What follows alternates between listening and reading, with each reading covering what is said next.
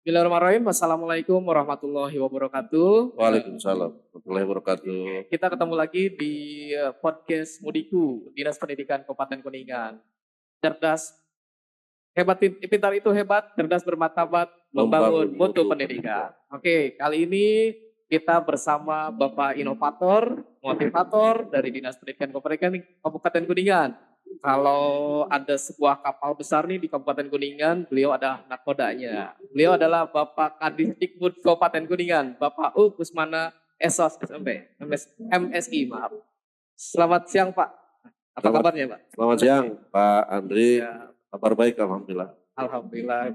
Bapak, sebelum kita membahas terkait nanti program unggulan Bapak, inovasi yang sudah Bapak lakukan untuk Kabupaten Kuningan, secara umum saya ingin bertanya dulu kepada Bapak nih Pak. Kira-kira tujuan dari Dinas Pendidikan Kabupaten Kuningan itu arahnya kemana sih Pak? Ya, terima kasih Pak Andri. Ketika saya ditugaskan oleh pimpinan Pak Bupati pada saat itu Pak almarhum Pak Haji Aceh Purnama untuk memimpin di Dinas Pendidikan dan Kebudayaan Kabupaten Kuningan, persisnya dilantik tanggal 27 September ya 2023 dan serah terima jabatan pada tanggal 2 Oktober 2023 yang sehingga kalau dihitung sampai dengan bulan Agustus ini dari sertijab saya baru 10 bulan mungkin kurang lebih ya. Dan ketika saya ditugaskan oleh pimpinan tentunya saya merasa kaget dan mungkin salah satu amanah dan kepercayaan juga dari beliau. Dan tidak gampang untuk memimpin Dinas Pendidikan dan Kebudayaan Kabupaten Kuningan karena ini adalah dinas yang paling besar saya kira baik dari secara kelembagaan maupun dari jumlah personil karena kita membawahi para tenaga pendidik dan tenaga pendidikan sangat luar biasa dan di bawahnya juga ada anak-anak didik kita yang sangat luar biasa besarnya. Sehingga kalau saya memimpin dinas pendidikan itu apa sih yang harus saya perbuat? Sehingga ketika saya dilantik tanggal 27 September langsung memutar otak bagaimana apa yang harus saya lakukan. Sehingga ketika saya serah terima jabatan dan pada saat itu mungkin serah terima dengan Pak Haji Uca, ada 5 program yang saya gulirkan, yang saya targetkan sendiri, walaupun oleh Pak Bupati pada saat itu almarhum hanya menitip pesan bagaimana Dinas Pendidikan dan Kebudayaan Kuningan ini harus lebih baik, lebih bagus, dan lebih bagaimana pendidikan di Kabupaten Kuningan lebih berkualitas lagi. Sehingga 5 program unggulan saya pada saat itu, yang pertama bagaimana Kuningan ini sejak tahun 2016 sudah memproklamirkan diri sebagai Kabupaten Pendidikan. Nah, program yang pertama ini saya mungkin menghitung apakah sudah berjalan atau tidak. Sehingga saya jadikan program saya yang pertama. Nanti saya jelaskan. Yang kedua, Kabupaten Kuningan pun sejak tahun 2017 dengan kepala dinas yang berbeda pada saat itu sudah memproklamirkan diri juga sebagai Kabupaten Angklung. Ya. Sehingga program yang kedua saya, apakah Kabupaten Angklung juga sudah berjalan atau tidak, dan sampai sejauh mana. Dan yang ketiga, saya pikir bahwa dinamisasi regulasi dari Kemendikbudristeknya luar biasa, begitu cepat ya. Saya walaupun mantan pejabat dinas pendidikan yang keluar tahun 2013, persisnya bulan Juli pada saat itu 2013, dan melanglang buana juga 10 tahun ya. Ternyata dinamisasi regulasi luar biasa. Sehingga program yang ketiga, bagaimana menginginkan bahwa sekolah-sekolah di Kabupaten Kuningan ini kualitas baik tenaga pendidik dan kualitas sekolahnya juga rata. Yang keempat, yang ketiga tadi menyangkut dengan redistribusi pegawai tentunya ya. Yang keempat, tentunya tadi yang saya katakan, kalau tenaga pendidiknya merata kualitasnya, tentunya kualitas sekolahnya juga harus merata dong, gitu kan seperti itu. Sehingga ini ada sangkut pautnya atau beririsan dengan yang tadi yang program yang ketiga. Dan yang terakhir yang kelima, bagaimana eh, mewujudkan kabupaten pendidikan ini kalau memang bukan saja hanya SDM tadi tenaga pendidik, Ya. tapi bagaimana kita juga meningkatkan dan memeratakan keadilan sarana prasarana yang ada di seluruh jenjang statik, mulai di TK, SD, dan SMP. Ya. Mungkin berangkat dari 5 program itulah saya menyatakan diri dan bersama kawan-kawan, rekan-rekan mulai dari Pasteknis, Kabid, seluruh pejabat eselon 4 dan Sukor dan seluruh pegawai termasuk juga seluruh satuan pendidikan mulai dari Korwil, kepala sekolah, kepala TK, SD, SMP, seluruh Korwas dan organisasi kemitraan lainnya. Ayo saya ajak bersama-sama bagaimana 5 program ini harus berjalan dengan baik. Dan alhamdulillah satu persatu kita sudah mulai jalan, Pak Andre. Ya. Yang pertama bagaimana menjadi kabupaten pendidikan. Saya tanya sudah sampai di mana, sejauh mana, dan ternyata stagnan. Ya. Sehingga 2023 saya langsung mengundang tim ahli pada saat itu 5 orang, Pak Dr. Uhar, Pak Dr. Arianto, Pak Surya, Pak Suharso, dan Pak Haji Ayat. Ya. Saya undang ingin tahu sejauh mana program Kabupaten Pendidikan ini. Ya. Ternyata kerangkanya sudah ada, sudah bagus, luar biasa, tornya sebut buku putih ya. Tapi stagnan sejak tahun 2021, tidak apa-apalah gitu kan, jadi stagnan. Sehingga saya memancing mereka, beliau-beliau ini, bagaimana kita kalau teruskan. Karena ini adalah salah satu program, termasuk program yang saya targetkan sendiri, bagaimana Kabupaten Pendidikan ini harus jalan. Betul. Karena deklarasi oleh siapapun yang sudah di launching pada saat itu 2016 adalah merupakan janji pemerintah daerah kepada masyarakat. Ya. Bagaimanapun ini harus berjalan. Walaupun mungkin entah kapan terwujudnya Kabupaten Pendidikan ini.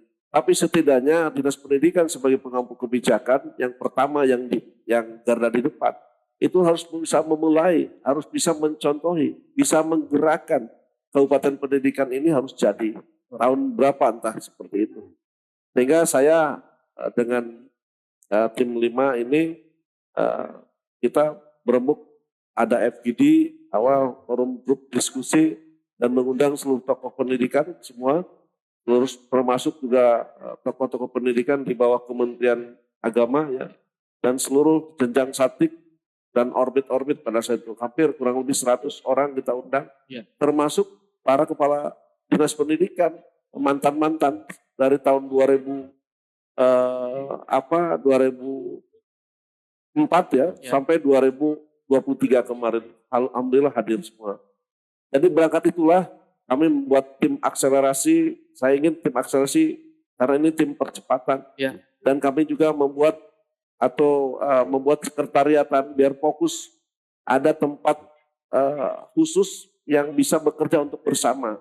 Karena ini Kabupaten Pendidikan ini tidak bisa bekerja kita sendiri secara mandiri, tapi berkolaborasi. Sehingga pembentukan tim akselerasi ini kolaboratif. Saya katakan ini konsepnya hexahelix ya. Konsep hexahelix, ada akademisi, ada pelaku usaha, ada dinas-dinas terkait ya. Ada mungkin baik itu vertikal maupun dari pusat horizontal ya.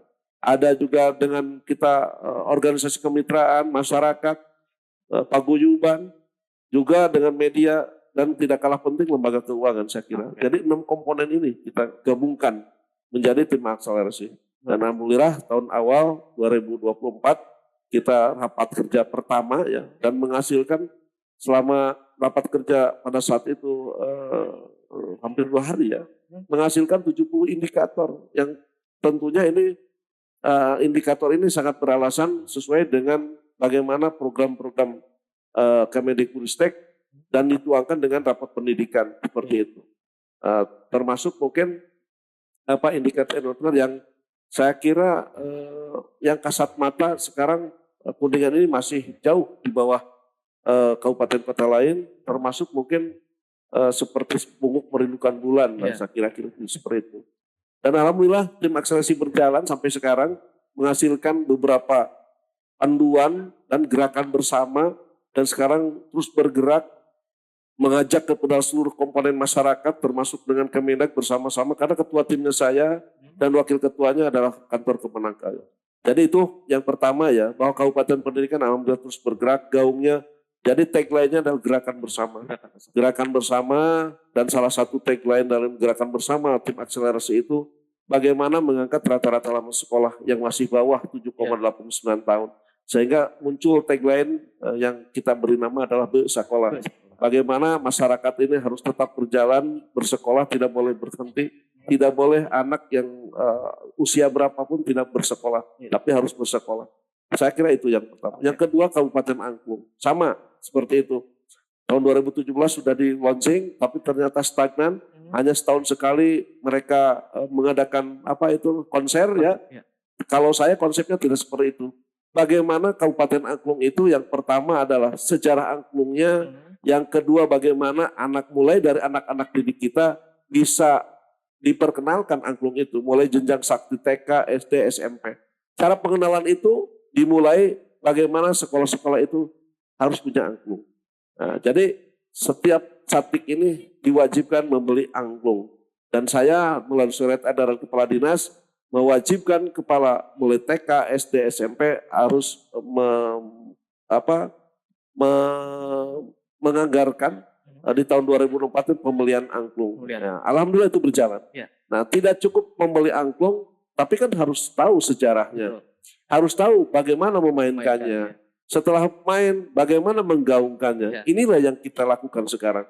Sekarang seluruh jenjang satik sudah punya angklung, sejarah angklung sudah kita lakukan dengan FGD, para teman-teman budayawan, tokoh pendidikan, tokoh budaya, termasuk juga mungkin tokoh-tokoh pemerhati seni dan sebagainya kita undang pada saat itu di salah satu rumah makan ya, Jalan Baru. Dan alhamdulillah menghasilkan sejarah angklung. Ternyata Kuningan ini adalah tidak lepas dari sejarah angklung secara keseluruhan. Karena apa? Salah satunya ada di Citangtu, Pakucit. Bagaimana Pak Daeng Sutisna dulu ya, beliau ini mengubah dari pentatonis ke diatonis ya, itu sejarah angklung. Dan alhamdulillah sekarang mulai sudah, saya kira gaung di Kuningan angklung sudah mulai terlihat gitu ya, Pak. Terlihat ya, sehingga di seluruh SKPD juga ketika ada kegiatan-kegiatan ini pasti angklung ditampilkan. Termasuk Dinas Pendidikan wajib harus ada angklung. Termasuk di pameran sekarang pembangunan saya mau ada angklung karena kita tidak lepas. Dan untuk menggaungkan itu kita juga munculkan inovasi saya, tagline-nya adalah ngamumu angkleng kan gitu, ya kan? Jadi betul. Tadi kalau tim akselerasi Sekolah sekarang mulai dengan tim Kabupaten Angklung itu nggak mau mulai angklung. Nah itu yang ketiga, dua ya. Yang ketiga adalah tadi pemerataan kualitas sekolah, pemerataan kualitas tenaga pendidik, ya kan. Nah dengan cara apa? Saya sederhana saja Pak Andi. Pak Andi kan seorang pengawas, mungkin lebih tahu persis bagaimana psikologis teman-teman tenaga pendidik itu tidak sama. Nah, ketika tenaga pendidik itu sudah nyaman, sudah enak, dekat dengan domisili, walaupun punya beban, taruhlah semuanya PNS kan punya beban ke pihak ketiga ya. Kita SK kita dititipkan lah gitu seperti itu. Tapi ketika dia nyaman bekerja dekat dengan rumah, dekat dengan keluarga, saya kira psikologis mereka ini tidak terlalu terganggu seperti itu. Tapi saya lihat, saya ini ke lapangan begitu. Ini karena bukan saya karena sudah jadi kepala dinas pendidikan ya. Sebelumnya juga saya karena mantan kabid penunjang pendidikan, mantan kasubag keuangan, jadi tahu persis bagaimana tenaga pendidik ini masih banyak yang jauh dari domisili. Nah ketika saya ke lapangan saya tanya berapa kepala sekolah itu muridnya berapa sekian, gurunya juga cukup. Cuman ada cumannya kepala sekolah, ada Pak cuman satu. Kasihan ada tenaga pendidik yang jauh dari sekolah, rumahnya lebih mungkin 30 kilo karena dari Kuningan gitu kan. Nah, ternyata ketika datang mereka capek, nggak ngajar, duduk, bahan ajarnya mungkin dilempar atau dikasihkan lah, ya bukan dilempar itu dilempar begitu bukan ya, tapi diberikan tugas lah, diberikan tugas kepada siswa.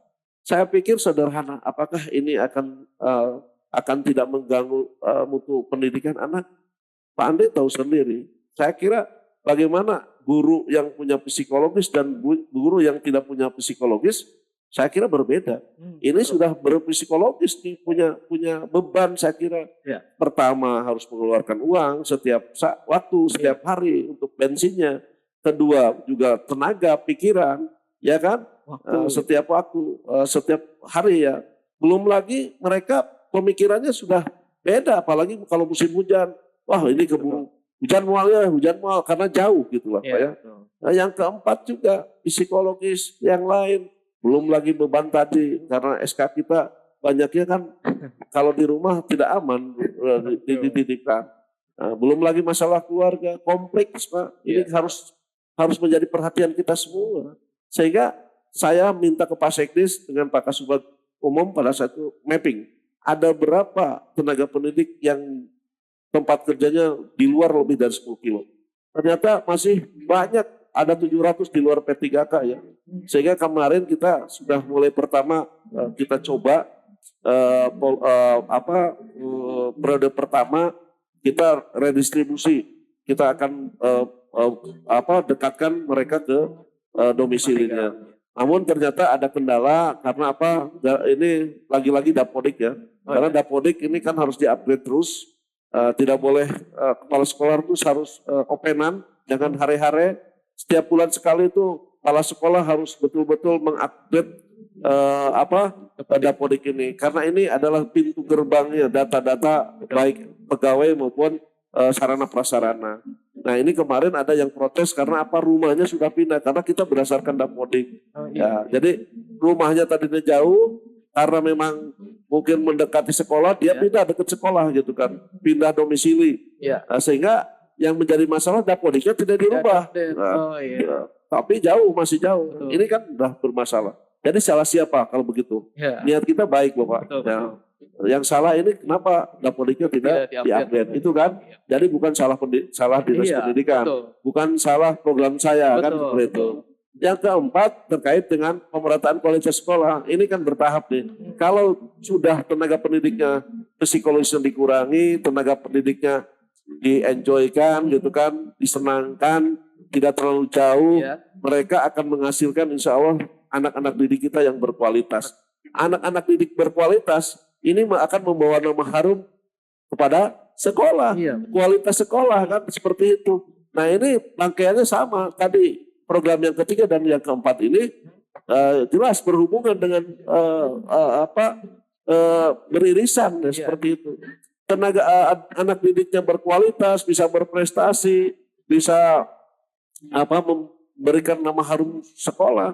Mau tidak mau sekolah itu berarti sudah punya kualitas yang akan disenangi oleh seluruh lapisan masyarakat. Ya kan? Betul. Jadi diciptakannya klaster-klaster, oh ini adalah sekolah favorit dan sekolah tidak favorit ini bukan siapa-siapa, tapi oleh sekolah itu sendiri. Diciptakan oleh lingkungan sekolah itu sendiri. Makanya bagaimana lingkungan sekolah semuanya harus menciptakan lingkungan sekolah yang sehat, lingkungan sekolah yang hebat, lingkungan sekolah yang berprestasi. Sehingga tidak ada klaster lagi sekolah favorit dan sekolah tidak favorit. Mudah-mudahan nanti ke depan di Kuningan ini semuanya sekolahnya berfavorit.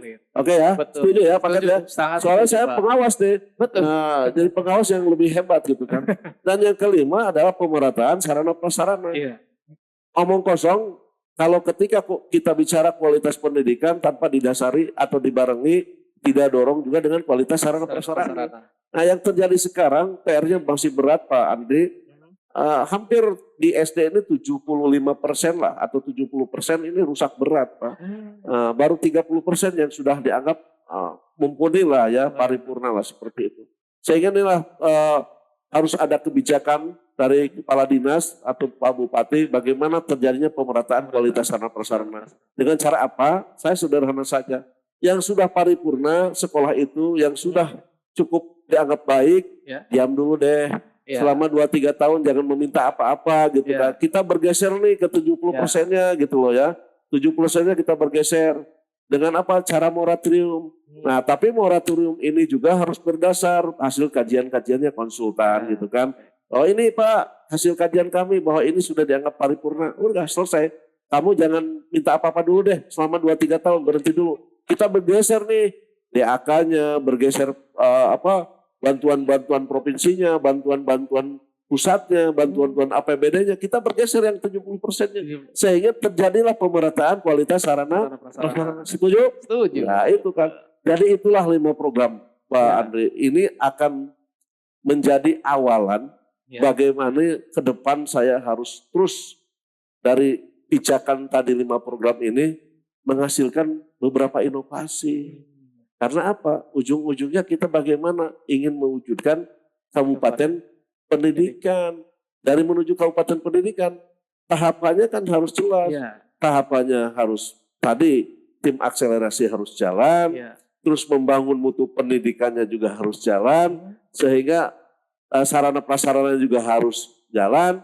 Karena kita bicara kabupaten pendidikan ini sudah tidak bicara lagi sarana prasarana, tidak bicara lagi mutu pendidikan, tapi bagaimana di Kuningan ini kalau sudah jadi kabupaten pendidikan gratis, sekolah gratis, ya kan? Kualitas pendidikannya hebat semua. Ya. Masyarakat nggak memilih tadi, tidak ada lagi klaster-klaster gitu kan. Yang ketiga, sarana prasarana sudah oke semua. Saya kira itu. Walaupun tadi jauh panggang dari api, Kabupaten Kuningan bermimpi ingin jadi kabupaten, nggak apa-apa itu cita-cita.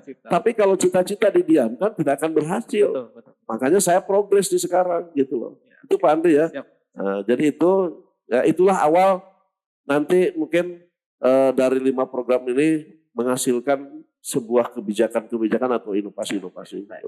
Baik Pak, ini luar biasa sekali. Bapak dalam waktu yang singkat gitu ya. Tadi ada beberapa program yang terhenti 2001 gitu ya, 2014 gitu ya. Tapi dengan gebrakan, dengan langkah-langkah yang nyata yang Bapak lakukan, ini bisa berjalan kembali begitu ya, dan berdampak kepada masyarakat maupun satuan pendidikan gitu. Nah, apa sih Pak sebetulnya inovasi-inovasi yang Bapak lakukan selain yang tadi menggolkan gitu ya 5 program besar Dinas Pendidikan Kabupaten Kuningan. Ya. Tentunya Bapak punya inovasi. Apa aja? Cerita. Ya, terima kasih Pak Andre. Jadi tadi saya katakan 5 program itu adalah fondasi ya, saya kira. Fondasi saya bagaimana arah pendidikan. Tetap ujung-ujungnya goalsnya bahwa Kuningan pendidikannya harus berkualitas menuju kabupaten pendidikan. Itu kan goal saya. Jadi sudah jelas kan arahnya gitu kan. Sehingga ketika 5 program itu jalan, seiring dengan itu sehingga timbul apa sih yang harus bisa menggolskan setiap program itu, harus mendampingi program itu, harus berhasil, mendukung program itu. Kabupaten pendidikan pendukungnya apa sih gitu kan, inovasi apa, sehingga secara mungkin mengalir ya, karena apa itu adalah bukan janji kepada siapa, tapi janji kepada diri sendiri bahwa untuk di Kabupaten Kuningan usia dinas pendidikan ya harus berjalan 5 program itu. Dan atas ini berjalan juga kan tanpa bantuan, tanpa kerjasama, kolaborasi seluruh stakeholder dinas pendidikan, bullshit ya. Apapun inovasinya, apapun teorinya, hebat apapun konsepnya, saya kira tidak akan jalan. Yang penting kita bagaimana memupuk kebersamaan. Memupuk kebersamaan dari mulai top sampai bottom, gitu kan, harus jalan berkolaborasi. Ini yang sudah kita rasakan semua, saya kira. Mulai dari kepala dinas, sekdis, kabid, kasih, sukor, kasubag, termasuk ke bawahnya para kepala sekolah SMP, kepala sekolah SD, kepala kepala IGTK ya, terus ormit-ormitnya PGRI, Dewan Pendidikan, Dewan Kebudayaan. Kita bersama-sama satu hati, satu rasa, satu tujuan bagaimana dunia pendidikan ini harus maju, dunia pendidikan kita harus mutu pendidikannya meningkat, bagaimana kita goalnya menjadi kabupaten pendidikan. Nah berdasar itulah saya secara naluri, secara mungkin beririsan tadi itu mengalir saja.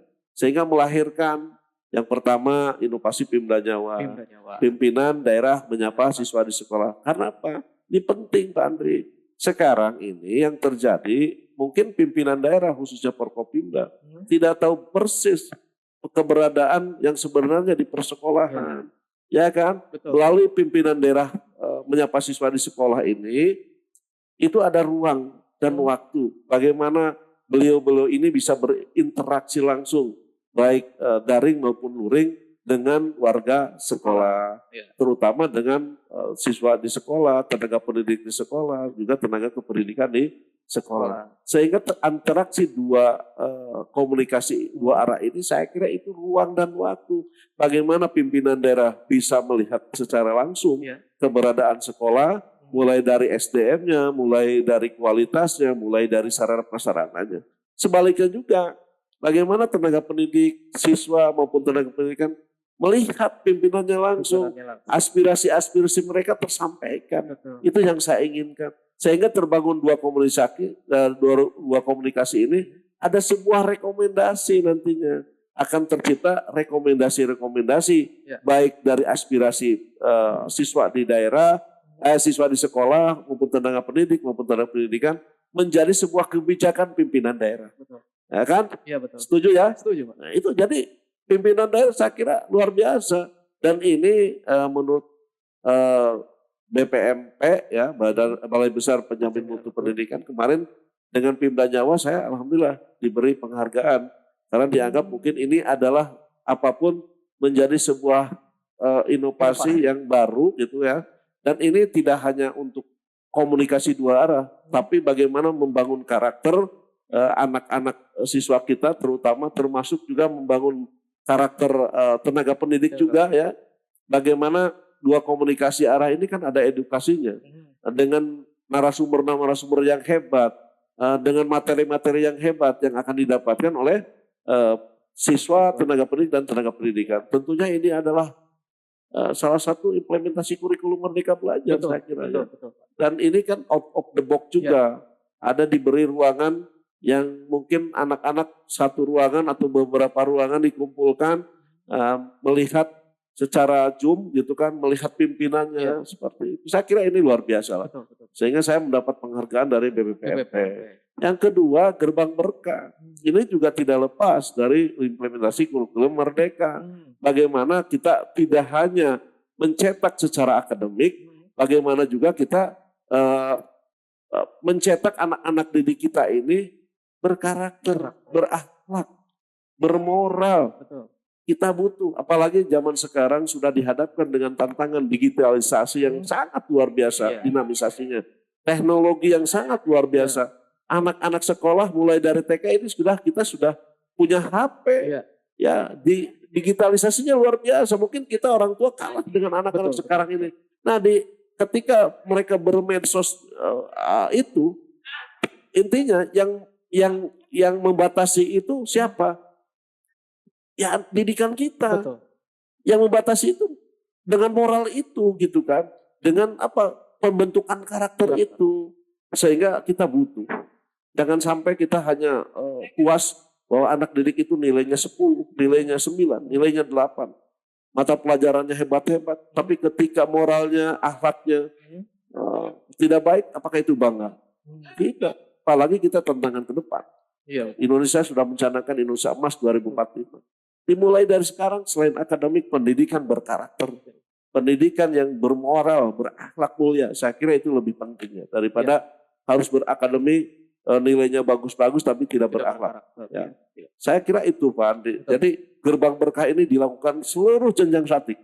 Mulai dari TK, SD, SMP, dan ini adalah penguatan boarding school-nya. Nah, saya ingin menjadi seluruh TK, SD, SMP ada boarding school-nya, penguatan karakternya, agamaannya, seperti itu ya. Nah, dan sekarang sudah mulai menggeliat nih. Betul nggak Pak Andri? Betul. Nah, jadi mulai TK, SD, SMP setiap hari Jumat wajib melakukan gerbang berkah. Gerakan membangun kebersamaan yang agamis di sekolah. Saya kira nama-nama itu adalah muncul semua. Naluri saya semua. Jadi itu karena apa? Saya selalu pandangan kalau kita mencintai pekerjaan, insya Allah keikhlasan, Terus juga muncul ide-ide yang sangat luar biasa. Kita jangan bicara rezeki dulu. Kalau Ya. rezeki itu sudah diatur oleh Sudah Allah. diatur ya. Tapi bagaimana kita menjadi kewajiban kita ditugaskan oleh pimpinan, tugas pokok fungsinya sudah jelas. Nah, salah satunya itu yang tadi saya katakan dari awal. Ya. Jadi punya program kerja. Tidak seperti mau mana arahnya nih, kelayang-keloyong tepuk, mau dibawa kemana nih. Betul. Dinas pendidikan kalau tidak punya arah. Saya jelas arahnya 5 loh ini. Ya, ya. Dan ini juga akan mendukung semuanya adalah untuk kabupaten pendidikan. Dan kabupaten pendidikan ini holistik loh. Ya. Sarana prasarananya, mutu pendidikannya. Betul nggak? Betul. Mutu SDM-nya, tenaga pendidiknya, mutu anak sekolahnya, holistik pendidikan ini. Betul. Saya kira itu. Dan yang ketiga, terakhir, ya ini juga mendapat apresiasi dari seluruh pihak. Dari Balai Besar Penjamin Mutu Pendidikan, Balai Media Kebudayaan, dan Balai Besar Guru Penggerak. Saya kira saya meluncurkan mini teater edukatif. Nah, ini berawal dari tugas dari Pak Bupati sebetulnya. Tugas dari Pak Bupati men-challenge beberapa dinas untuk meramaikan kembali Jalan Siliwangi, toko Siliwangi ya. Karena ada beberapa toko Siliwangi ditinggalkan oleh penyewanya, tidak diperpanjang. Sehingga salah satunya Dinas Pendidikan diberikan challenge, Pak U tolong, kata Pak PJ ini, toko Siliwangi ini dibuatkan pelayanan untuk Dinas Pendidikan. Kebetulan saya masuk pelayanan, kita belum bergabung kepada Kuningan SIP ya, sinergitas integritas pelayanan publik Kuningan, kita pada saat itu belum masuk, tapi ketika saya masuk, Disdikbud harus masuk deh Kuningan SIP, Ya. karena saya salah satu pendeklarasinya juga dengan Pak Agus Sadeli, dengan Pak Yudi di Sdukcapil pada situ, Pak Agus Sadeli waktu itu di DPM PTSP, saya di Diskop Dagprinnya, sehingga muncul Kuningan SIP. Nah sehingga masa sih saya masuk ke ikut nimbrung penggagasnya, nggak ikut ya, apalagi pelayanan publik di Dinas Pendidikan cukup banyak ya. Banyak lah untuk tanda tangan legalisir dan sebagainya kan banyak itu. Ya, untuk keterangan hilangnya ijazah atau rapot dan sebagainya. Nah ini adalah bentuk pelayanan masyarakat. Sehingga saya berpikir, oke deh di sana Kuningan SIP saya tugaskan Pak Sekris dan Pak Hipa. Ada juga pelayanan di Toksil. Tapi ketika masuk ke atas itu kan kosong Pak. Ya, nah saya berpikir ini bagus juga nih karena saya sudah punya cita-cita ini. Kalau punya duit ingin jadi bioskop Kuningan nih gitu kan. Di Kuningan ada bioskop lah gitu. Karena Kuningan belum ada bioskop. Betul. Tapi karena saya sekarang jadi kepala dinas, bagaimana dimanfaatkan nih untuk bagaimana ruangan ini bermanfaat untuk anak-anak. Jadi muncul ide ketika saya ke atas itu. Walaupun ada yang bilang Pak Kabid Kebudayaan pada saat itu, Pak ini untuk alat-alat kesenian aja deh di sini. Masa sih alat-alat kesenian di atas, kata saya. Tidak terlihat dong. Tapi Pak Rio, Pak Kabid, saya punya ide ini. Apa Pak? Udah nanti. Saya ingin ruangan ini jadi mini teaternya edukatif. Itu spontan Pak, berpikir itu. Sehingga saya implementasikan, ngobrol dengan Pak Surya, ngobrol dengan Pak Kabid GTK pada saat itu. Ngobrol dengan Pak Abidin, didorong, bagus Pak ini katanya gitu kan. Sehingga siapa sih pengelolanya, konsepnya seperti apa? Jadilah mini teater edukatif. Walaupun kita tidak punya modal apapun ya. Saya ngobrol dengan Pak Surya, ngobrol dengan Pak Pipin, ngobrol dengan Pak Abidin, didorong, disupport, sehingga terjadilah salah satunya Pak Andi juga sebagai pengelola. Dan Pak Surya dijadikan saya salah satu pengelola. Dan ini adalah tujuannya ini juga salah satu implementasi kurikulum Merdeka Belajar. Bagaimanapun anak didik kita ini diimplementasi kurikulum Merdeka Belajar ini, salah satu yang sejatinya adalah bagaimana kegiatan belajar mengajar prosesnya harus menyenangkan. Dan ini adalah keluar dari kebiasaan, out of the box. Walaupun di sekolah ada layar besar, apakah harus dipakai dengan edukasi? Tidak kan? Tidak. Saya lihat tidak ada yang berjalan itu. Tidak. Dan bukan tidak ada yang berjalan, memang tidak jalan, tidak ada lah yang gitu kan. Nah sehingga mini teater edukatif ini mudah-mudahan menjadi inspirasi bagi sekolah-sekolah yang punya keinginan di sekolahnya ada mini teater lagi gitu loh. Dan ini adalah ruang bagaimana anak-anak didik kita diberikan proses kegiatan belajar dengan melihat film-film edukasi yang tentunya meningkatkan literasinya, numerasinya termasuk karakternya. Dan saya konsepnya dampingi. tidak hanya menonton, tapi harus didampingi oleh para pendamping. Baik itu tenaga pendidiknya, pengawas, nanti bagaimana mencantumkan literasinya mereka setelah menayangkan film edukasi itu, menonton film itu. Dan alhamdulillah luar biasa diapresiasi oleh Pak Bupati dan saya baru gunting pita saja beliau sudah mendorong kami untuk membuka lagi di Puspa kan, sehingga ada 2 sekarang itu. Walaupun kita tidak beri modal apapun sedikit pun tidak ada ya. Tapi dengan tertatih-tatih karena perintah pimpinan harus membuat 2 ya, walaupun hutang dulu lah gitu kan, terciptalah di Mini Teater Puspa ya yang agak sedikit mungkin luar biasa, ber-AC, ada tempat duduknya, interiornya luar biasa, layarnya agak lebar gitu kan, dibanding dengan Mini Teater Toksil seperti itu. Dan alhamdulillah menurut laporan termasuk Pak Andre juga sebagai pengelola sudah hampir 7.500 lebih per tanggal kemarin ya, 7.526 penonton. Betul. Bayangkan saja. Dan ada hal yang aneh, ada yang saya kira mungkin di Mini Teater Puspa ini yang aneh atau yang saya kira apa ya, kekecualian lah. Kita ini gratis semua. Betul. Nonton siapapun gratis karena ada segmennya TK, SD, SMP dan masyarakat. Nah, tapi di Puspa ada kekecualian khusus karena apa? Di sana Puspa ini ada banyak PKL.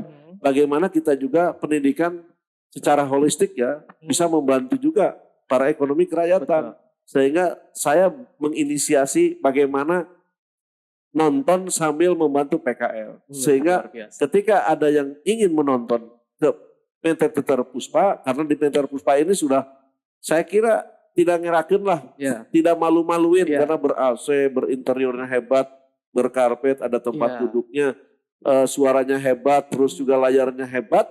Saya kira ini modal kita menjual ya, bukan untuk dijual karcis, tapi kita membantu PKL. Tapi kita menjualnya kehebatan kita di interior itu gitu kan, fasilitas itu. Sehingga ketika segmen umum ingin nonton di Mini Teater Puspa bersyarat harus membeli atau belanja dulu di PKL seharga 10.000. Nanti PKL sudah disiapkan oleh kita voucher-voucher gratis. Sehingga mereka akan memberikan voucher untuk nonton di Mini Teater Puspa.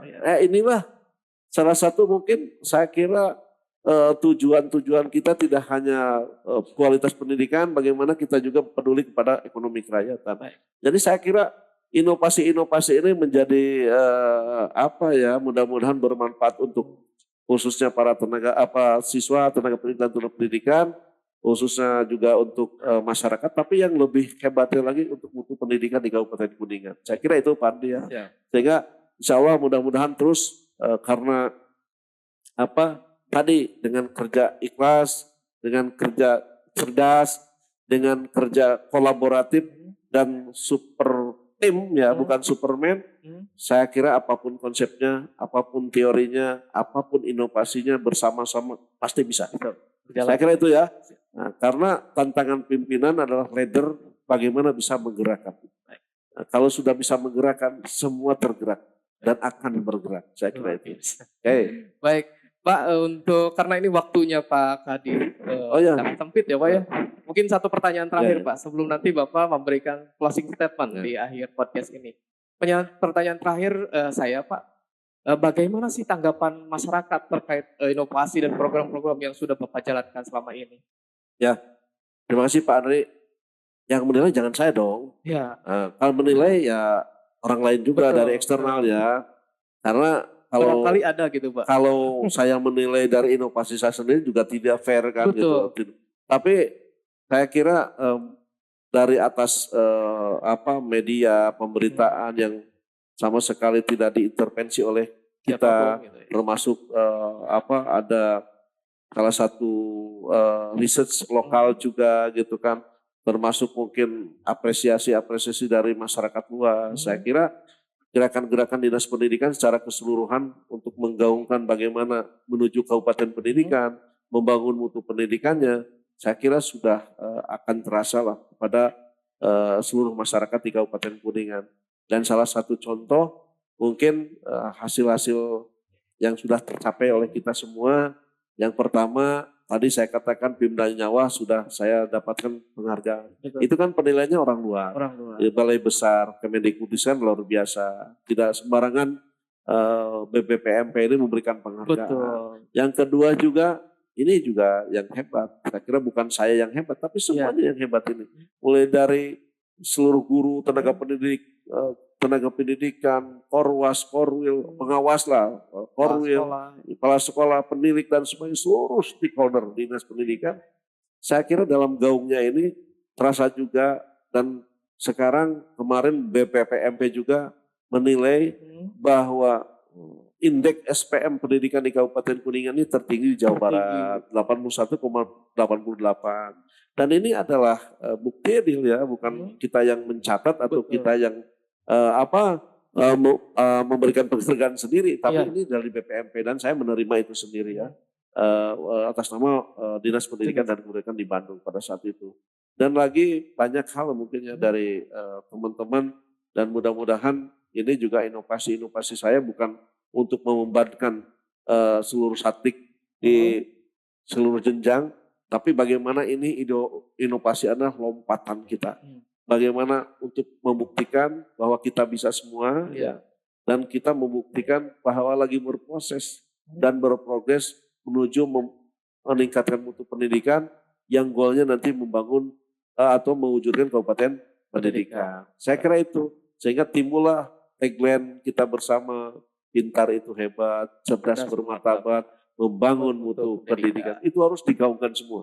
Karena apa? Itu sesungguhnya tagline. Kalau sudah membangun mutu pendidikan, pendidikannya terbangun dengan hebat, mutunya hebat, insya Allah kabupaten pendidikan tahun berapa akan tercapai, saya kira. Asal konsisten ya, seperti itu. Dan dukungan semua pihak, terutama kebijakan atau political will-nya dari pemerintah terhadap pendidikan jelas harus wajib, terutama dalam penganggaran. Bullshit kalau kita harus maju pendidikannya, tapi kebijakan anggaran atau political will keanggaran pendidikannya ya seperti ini, saya kira jauh. Kapan? Tapi harus bagaimana oleh Pak PJ Bupati, Pak Sekda, nanti mungkin mudah-mudahan Bupati yang terbaik untuk Kuningan bisa peduli terhadap dunia pendidikan. Saya kira itu ya, Pak Andi. Dan satu kuitas ya saya yang selalu saya gembar-gemborkan, saya tidak akan berubah itu, karena dari dulu saya coach saya tuh menjadi pendorong juga motivasi saya. Jadi cintailah pekerjaan yang dihadapi, jangan mencintai pekerjaan yang diinginkan.